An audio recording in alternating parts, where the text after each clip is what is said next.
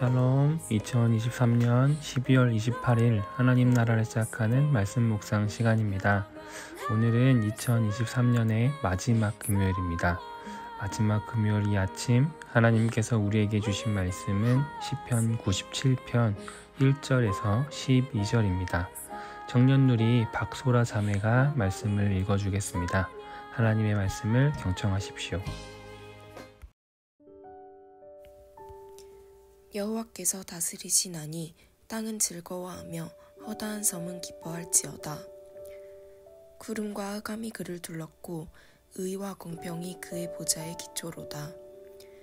불이 그의 앞에서 나와 사방의 대적들을 불사르시는도다. 그의 번개가 세계를 비추니 땅이 보고 떨었도다. 산들이 여호와의 앞 곧 온 땅의 주 앞에서 밀랍같이 녹았도다. 하늘이 그의 의를 선포하니 모든 백성이 그의 영광을 보았도다. 조각한 신상을 섬기며 허무한 것으로 자랑하는 자는 다 수치를 당할 것이라. 너희 신들아 여호와께 경배할지어다. 여호와여, 시온이 주의 심판을 듣고 기뻐하며 유다의 딸들이 즐거워하였나이다. 여호와여, 주는 온 땅 위에 지존하시고 모든 신들보다 위에 계시니이다. 여호와를 사랑하는 너희여, 악을 미워하라.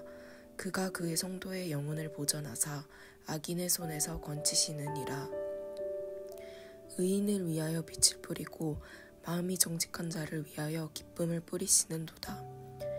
의인이여, 너희는 여호와로 말미암아 기뻐하며 그의 거룩한 이름에 감사할지어다.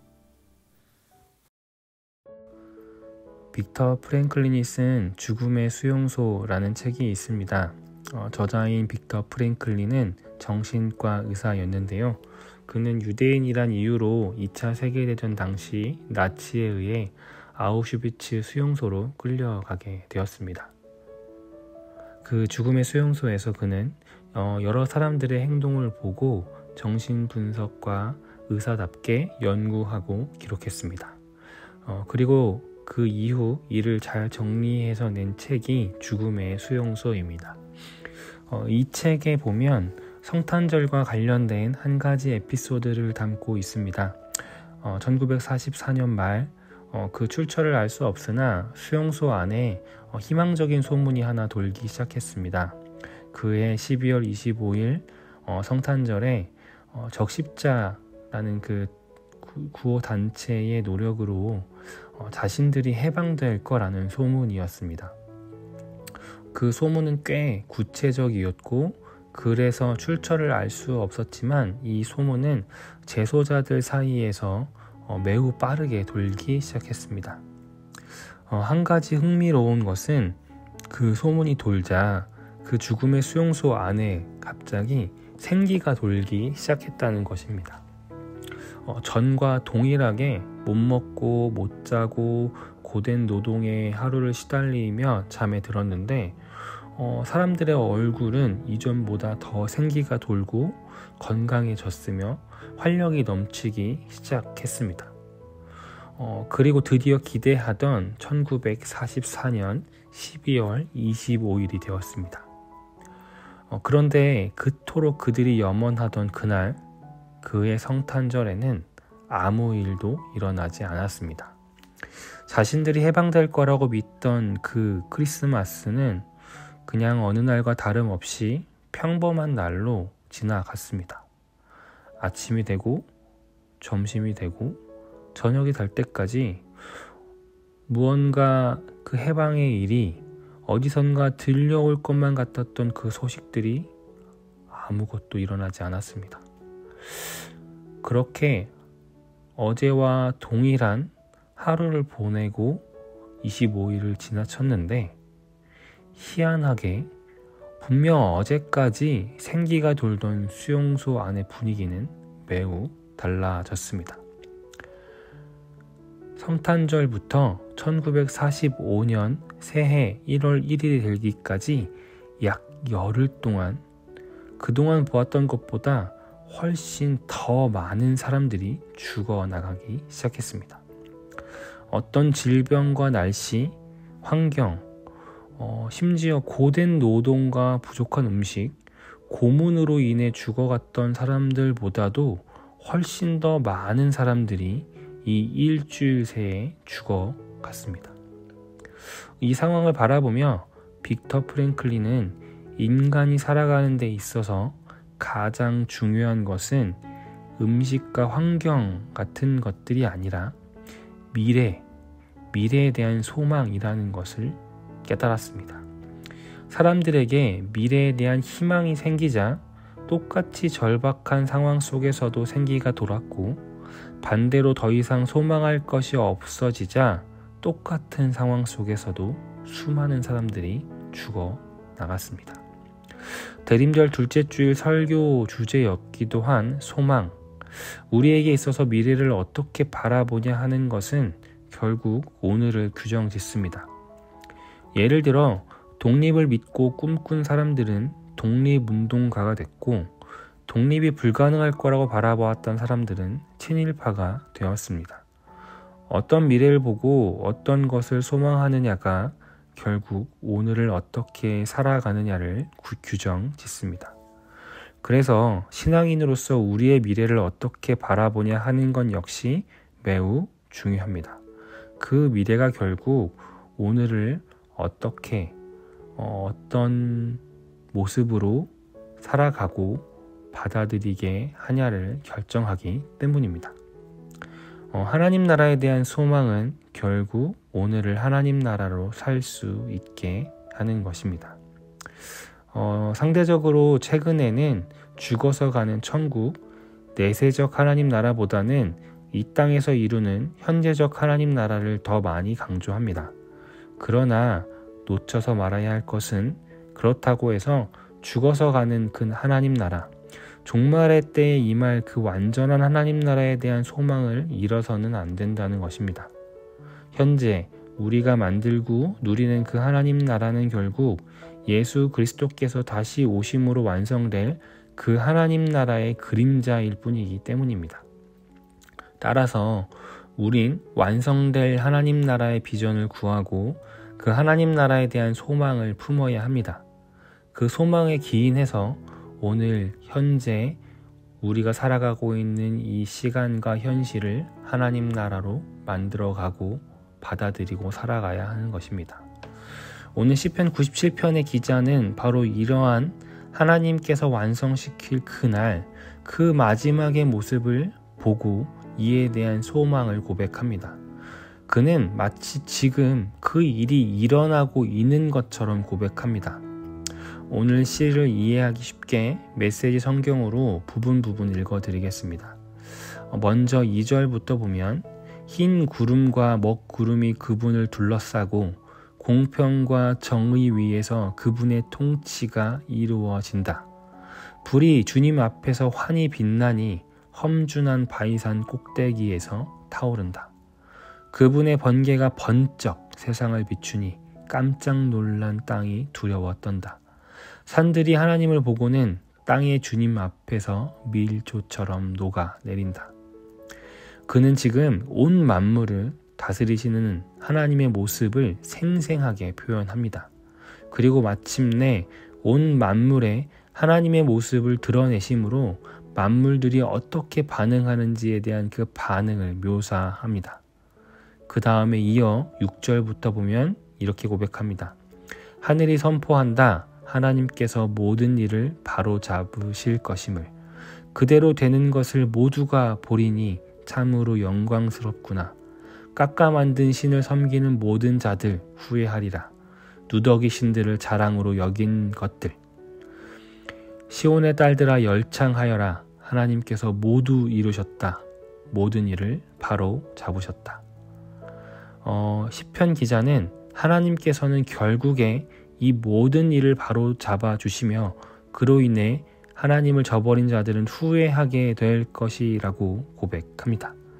마치 마지막 날, 그 완성된 그날이 바로 지금 이루어지고 있는 것처럼 생생하게 그 마지막 날의 모습을 묘사합니다. 그리고 여기에 담겨 있듯이 이 고백은 결국 오늘 하나님에 대한 찬양의 고백으로, 그리고 오늘 하나님 안에 하나님의 백성다운 모습으로 살아갈 수 있게끔 만들어 줍니다. 이어진 9절에 보면 하나님, 주께서는 온 우주의 하나님, 그 어떤 신들보다도 지극히 높으신 분입니다 라고 고백합니다. 시편 기자가 보았던 그 마지막 날의 모습, 그 날에 대한 소망은 오늘을 결국 하나님의 자녀답게 하나님 나라 안에서 살게 했습니다. 오늘 우리 역시 마찬가지입니다. 마침내 도래할 그 하나님 나라가 무엇인지, 그 하나님 나라가 어떤 모습인지에 대한 비전이 우리 모두에게 주어져야 합니다. 그리고 그 하나님 나라가 반드시 이루어질 것을 함께 믿어야 합니다. 그리고 그 일이 속히 우리에게 이루어지기를 함께 간구하는 소망이 우리 모두에게 자리하기를 원합니다. 이를 위해 오늘 이 아침 시편 97편을 함께 묵상하며 시편 기자처럼 우리 모두에게 다시 오실 예수 그리스도를 통해 이루실 그 완성된 하나님 나라의 소망을 품기 원합니다. 그럴 때 그 비전과는 반대되는 어둡고 어렵고 힘든 현재의 현실 가운데 살고 있을지라도 마침내 이루실 그 하나님 나라의 비전이 바로 오늘을 하나님 나라로 만들고 또 그 나라 안에서 하나님의 자녀답게 살 수 있도록 우리를 만들어줄 것입니다. 한 해를 마감하시며 오늘 이 말씀을 천천히 묵상하시며 이 시편 기자와 같은 비전과 소망이 우리 모두에게 자리하길, 이를 통해 오늘을 하나님 나라로 만들고 살아가는 우리 모두 되시기를 소망합니다. 기도하겠습니다. 소망이 하나님, 마침내 이루실 그 하나님 나라의 비전이 우리 모두에게 주어지길 원합니다. 오늘 그 꿈을 함께 꾸게 하시고 그 꿈을 꾸며 오늘 주어진 각자의 삶에서 하나님 나라를 만들고 살아가게 하여 주옵소서. 예수님의 이름으로 기도드렸습니다. 아멘. 오늘은 박소라 자매가 보내준 사연과 신청해 주신 찬양을 함께 나누겠습니다. 안녕하세요. 저는 곧 대학교를 졸업하는 박소라입니다. 남들보다 졸업을 늦게 하게 됐는데요. 저는 꿈을 이루고자 계속 시험을 치렀고 수험 생활이 꽤 길어졌습니다. 벌써 20대 절반이 지나 친구들은 직장인이 되었고 그 해에도 불합격을 받아 결국 다니던 학교에 돌아가게 됐습니다. 내가 실패했다는 생각이 들어 한참 힘들었고 그런 막막한 상황 속에서 저는 하나님께 기도하기보다는 안 되는 결과를 탓하고 더욱 외면했던 것 같습니다. 그러다 우연히 청년다방 봉사를 나오게 되었고 그것을 시점으로 청년누리 그리고 퀴즈누리에서 아이들과 함께 예배를 드리게 됐습니다. 공각 공부를 하기 위해 의무감으로 처음 집중해서 들어본 하나님 말씀이 점점 마음에 와 닿기 시작했습니다. 그리고 이제서야 이 찬양 속 가사처럼 끝까지 저를 포기치 않으신 하나님을 알게 됐습니다. 지금 저는 여전히 남들보다 느리지만 앞으로 주님께 계속하여 나아가고 싶습니다. 곧 새해가 될 텐데요.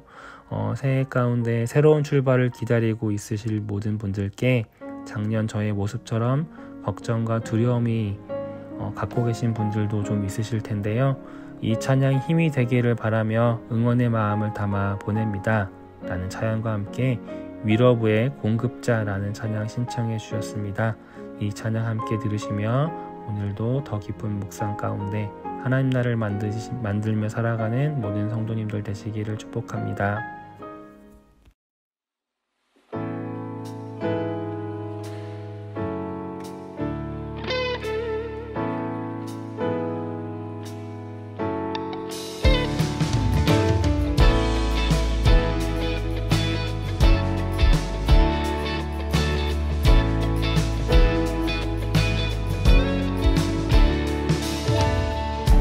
두려움 속에 주를 외면했던